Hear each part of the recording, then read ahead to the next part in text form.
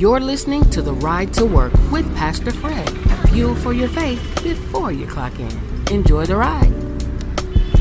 Good morning, everybody. This is your Ride to Work, and we are still in this side effects series. Side effects is the topic for this week, and we're dealing with things that may in some way be of a benefit to us, but it's causing some problems on the other end. That's what side effects are. So we're talking about today, and it's very important, and I want you to really dig in, turn your radio up, get yourself focused, your hearing focused, because we want to talk about something that I think a lot of us, and I won't say all of us, but a lot of us, or quite a few of us, we've experienced, maybe on a personal level directly, or we've seen being in churches, being at church programs or functions, or watching television programs, but we've experienced as far as people having prophetic words or words spoken over their lives or into their lives. And sometimes I just, I have to ask the question. I'd like the aftermath. I'd like to see the aftermath of that word, especially that word that they done paid for. Yeah, I said it because we got these prophecy lines, and this is the $500 line and the $1,000 line and the $100 line for your word, and I mean, for lack of a better word, it just disgusts me at how some of these people, a lot of these people, so-called prophets, pastors, preachers, just being honest, manipulate the people and manipulate people that are at a vulnerable state. So I just want to talk this morning. I mean, be very candid, very transparent, and we're going to title this, "It Sounded Right, but man, was it wrong." It sounded right. Now, I want you to follow me on this, but it was so wrong. And we want to deal with it because it's something that don't get talked about enough to me. I mean, we've been taught to celebrate any word, and we've been conditioned to get excited when something like confirms us, if you know what I mean. We've been trained. We have to shout over things that sound good. But nobody really ever tells us or told us how to discern what's right. Nobody ever really did. You see, let me just ask the question, maybe, and like I said, maybe it's you. Have you ever had somebody speak into your situation, and what happened is it hit your emotions perfectly? I mean, it hit your emotions like they were like right on the spot, right on. And it matched everything that you were hoping. It aligned with what you wanted. It even sounded spiritual. But later on you realize, I didn't need that word. That word needed me to stay stuck. Because there are side effects to receiving a word that wasn't sent for you. I need you to hear me this morning. We walking pretty heavy this morning, and I hope you're listening, and I hope every, or it could get to every person that's ever just manipulated somebody's mind by giving them what they say God told them to give them, knowing it came directly from their own self or their own frame of mind or their own opinion about whatever the situation that this individual was dealing with. It's manipulation, spiritual manipulation. I don't like it. But let me move forward. First thing I need you to understand, every confirming word is not a correct word. It's not. I mean, let's deal with it, because this is where a lot of us get trapped. I mean, we equate confirmation with correctness. That's what we're doing. It lines up with what I feel, so it must be God. If it agrees with what I want, then it must be divine. But sometimes confirmation ain't coming from heaven. It's coming from your own desires being echoed back to you. Do you hear what I'm saying? Huh? I need you to really focus this morning. There are voices, and well-meaning or not, that will speak into your life and tell you exactly what your flesh wants to hear. It'll do it. They'll do it. And it's not because it's right. It's just because it's easy. It's easy to do that. And the danger is you don't feel resistance, so you assume it's revelation. There's no kickback to it, so you assume it's right. But real direction from God, hear me when I say this, God will not always pamper your preferences. No, God don't work like that. You see, because if it only agrees with your emotions, it may be ignoring your assignment. It may be ignoring your assignment, because your assignment, if truth be told, sometimes your assignment will stretch you. It won't make you comfortable. Your assignment will correct you. Even it'll even contradict what you feel in the moment.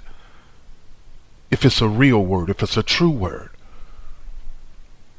Please hear me when I say that every confirming word is not a correct word. You got to understand that. Some of us, they're just talking to our emotions. They're connecting with our emotions.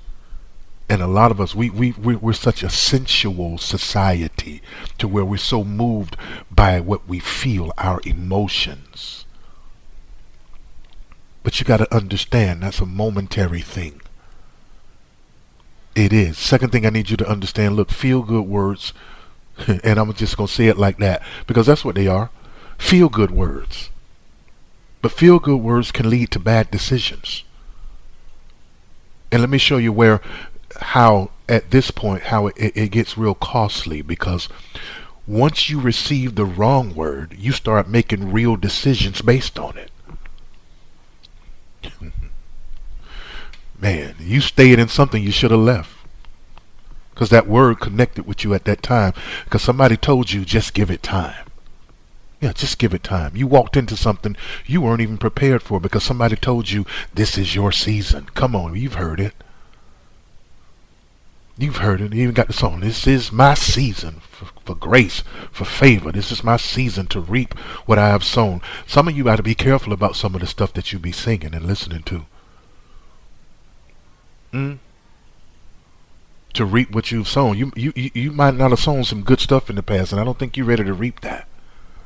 But some of you walked into it and you weren't even prepared for it. Because somebody said, it's your season. You ignored red flags because, let me say it like this, the word made you feel validated. And you know what? Now you're dealing with the consequences of something that felt good but wasn't God. I need you to hear me this morning when we're talking about this. Because I see it so much, and especially at a time like this when so much is going on in the world, wars and all types of inequity and inequalities and repealing rights and voter acts and just so many things that are going on that are putting people at a state of fear. And they're seeking confirmation, they're seeking counsel, they're seeking confidence, they're seeking a word, but they're getting feel-good words. You know why? Because feel-good words remove tension. That's what they do. They remove tension. But you know what else? They also remove discernment. That's what they do. There's no conviction in it. They make you comfortable in places where God was trying to move you. That's what they do. You stay in that comfort zone, and God's trying to get you to another place, a better place, a higher place. It's a place that's it's going to require of you some stretching, some discipline, some correction. But in the end, it's going to be for your good. But you want to stay in that comfortable place. Man, oh man. You got to understand. The word has to convict you. Feel good words don't convict you. A word that removes conviction will eventually produce confusion. That's what'll happen. Because when you're absent of conviction, you're absent of clarity. Clarity is gone now. It's gone. You're not seeing things clearly anymore. You're not taking time to really focus. Why am I going through this? Why am I dealing with this? Let me check the source. Let me get down to the root of the matter, the cause. We're not doing that because it made us feel good and we felt validated at the time the word came to us. At the time it was spoken over us or into us, so to speak. It made us feel good. Man, we're making decisions based off of a feel-good word and not a word that's correcting or convicting us. Third thing I need you to understand, and we're almost out of here, God's word doesn't just soothe, it stretches. I told you that. You have to be stretched. Let me help you just how can I say this? Let's recalibrate. That's a good word for it. I hope it is. Anyway, let me help you recalibrate your expectation of a real word. See, a real word from God will not just make you feel better, it will make you be better. That's enough said right there. It'll make you be better, not just feel better. It won't just comfort you. What it'll do, it'll confront you. It'll challenge your thinking. That's what it'll do. It expose those patterns you have. It'll call you higher than where you currently are. It's trying to bring you up. Yeah, you'll get some encouragement, of course. But it'll also come with some instruction. Not just going away feeling happy and it's going to work out and let me just late in the midnight hour God's going to turn it around for me and in 3 days it's going to be this and no. Comes with some instruction. Faith without works is what? Dead. Come on, people. God ain't just interested in your feelings. He's invested in your future. And anything that comes from him, it'll push you towards growth, even if it makes you uncomfortable. Growing sometimes gets uncomfortable. That's why they call them growing pains. If a word never stretches you, it's probably sent to stall you. Think about that. That's where that word's sent for. That's what happens because look when stagnation hits, or when stagnation is trying to or to enter into your life, sometimes and I gotta say this, it sometimes hides behind like soft language. That's what it does. It hides behind soft words.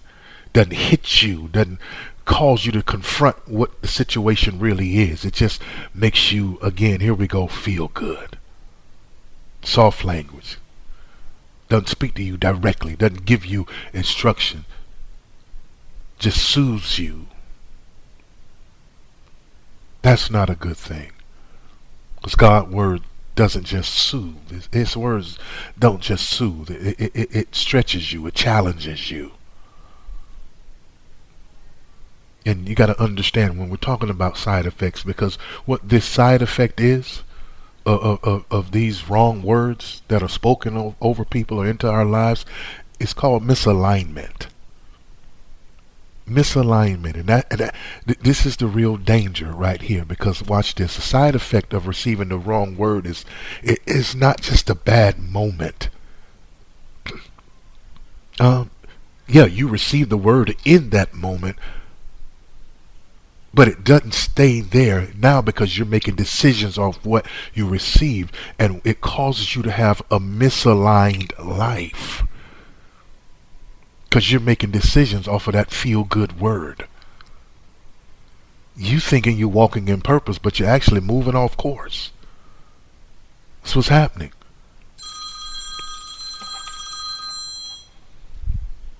Excuse me. But that's what's happening. You're thinking you're being obedient, but you're following instructions. Watch this. God never gave you. God didn't tell you that. God didn't tell you to do that. Not at all. And see, the scary part about that is you can be sincere and still be wrong. You can. Just because you're sincere don't mean that you're accurate. It's not what it means. It's not what it means. Misalignment is very subtle. It can be very subtle. It is. It doesn't always feel wrong immediately. Sometimes it feels right until it produces the wrong fruit. I hope you're hearing me this morning in this ride. Because what happens is, after that point, when you get to that point, now you're frustrated. Now you're confused. Now you're asking God, why isn't this working? And God is saying, because I never said that. Wrong words don't just mislead you, they misalign you. So listen, as we get ready to close this out, I mean, you've got to mature in your discernment. You got to stop chasing words that make you feel good. Start seeking words that make you grow, because everything that sounds spiritual is not divine. Everything that feels right is not righteous. And just because it was spoken with confidence, that don't mean it was sent with authority. I don't care how loud they said it. I don't care how dignified it was. I don't care the eloquence of their speech. That does not mean it was sent with authority.